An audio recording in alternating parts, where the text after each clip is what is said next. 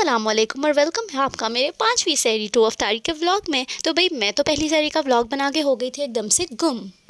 मैं हो गई थी थोड़ी सी बीमार, जिसकी वजह से मैं आप सबके लिए व्लॉग्स नहीं बना सकी, लेकिन अब आपको बैक टू बैक व्लॉग्स मिलते रहेंगे। तो भाई अस्सलामुअलैकुम है आप सबको मेरी तरफ से। तो आज हम बना रहे हैं अपनी 5वीं सहरी। मेरी तो रोज़ों में इतनी बुरी रूटीन हो गया है कि भाई मैं तो सहरी तक जागती रहती हूँ, क्योंकि अगर मैं एक बार सो गई ना तो फिर फरहान के लिए क्या सारी दुनिया के लिए नामुमकिन है कि कोई मुझे उठा सके। तो मेरे घर में भाई सबसे जल्दी तो होती है मुझे सहरी करने की, तो मैंने फटाफट से की सहरी की तैयारी, तवा वगैरह धो कर रखा।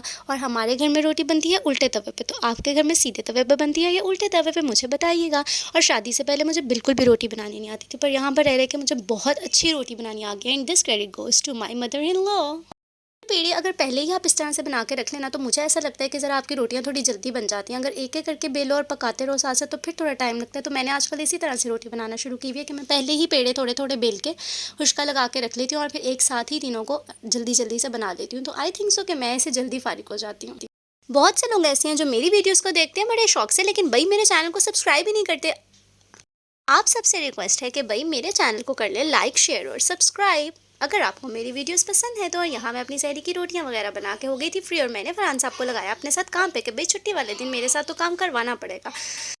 और फिर जनाब आप सबको तो पता है कि मेरे हस्बैंड कितने अच्छे एग मास्टर हैं, तो फिर हमने लगाया इनको काम पर और इनसे करवाया इनका फेवरेट काम। और जी आज तो हम सबको ही नज़र आ जाएगा कि अंडे कैसे बनते हैं।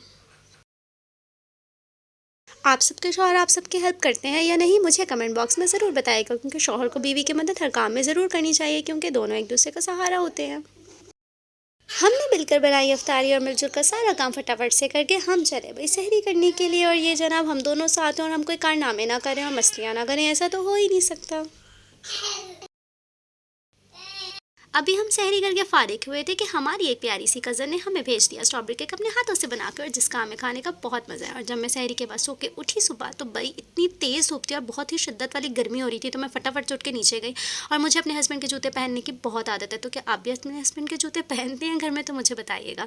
और जनाब आज अफ्तारी में मैंने बनाने थे विंग्स, और फिर मैंने स्ट्रॉबेरीज वगैरह और सारे फ्रूट्स भी वॉश करके रखे। दही भल्लों के लिए पकौड़ियाँ भी भिगोती, और ये मैंने आज नए तरीके के पकौड़े बनाए थे जो कि बंद गोभी और पालक वाले थे।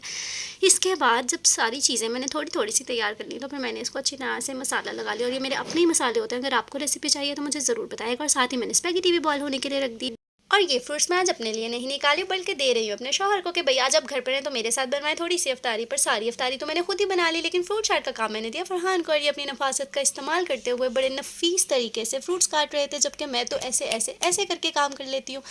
उसके बाद जनाब चीज़ें तो बन जाती हैं, पर बाद में बर्तन भी तो धोने होते हैं ना। लेकिन फिर मुझे इसे याद आया कि यार मेरे तो पोटैटो क्रोकेट्स भी रख दे, क्यों ना मैं ये भी बना लूँ। और ये है मेरे विंग्स की फाइनल शक्ल, और ये मेरे पोटैटो क्रोकेट्स और पकौड़े। और ये हमने एक छोटी सी प्लेट तैयार की अपनी प्यारी सी चची के लिए, और हमने उनको भेजी अफ्तारी।